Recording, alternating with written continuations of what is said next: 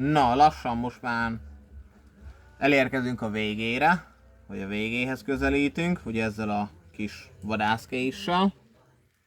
Mindjárt mutatom, mert most ez még nyilván, ez még megint csak úgy mondom, hogy félkész, ugye felületkezelésben, ez még gyengusz, meg még van egy kis edzés, egy kis maratás, egy kis ilyen-olyan dolog hátra, de most így állunk, szépen így kipakolgatom. Csak azért jöttem ki ide az esőre, amúgy nem az esőre akartam kijönni, csak hát elkezdett esni, mert itt mutatja meg, ugye természetes fénynél, hogy milyen szép is lesz majd ez a csiszolásos téma. Így néz ki ez a markolat, és akkor most rakjuk össze.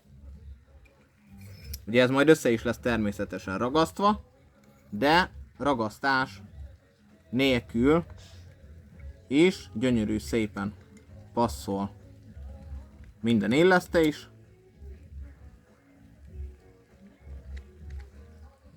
Így, ide is van belerakva neki úgymond egy ilyen kis csecs, ahova szépen fel fog illeszkedni ez a, vagyis hát fel is illeszkedik ez a damasz markolat végdíszítés, és akkor hátulról pedig egy külön ehhez a késhez készült anya fogja össze az egészet, kis kettes menet van bele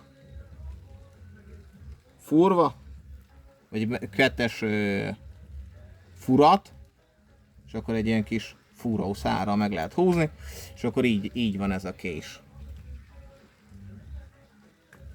Nézz erre a markolatra is.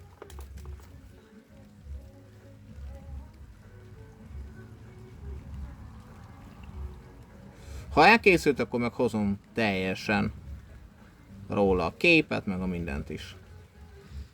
Na, sziasztok!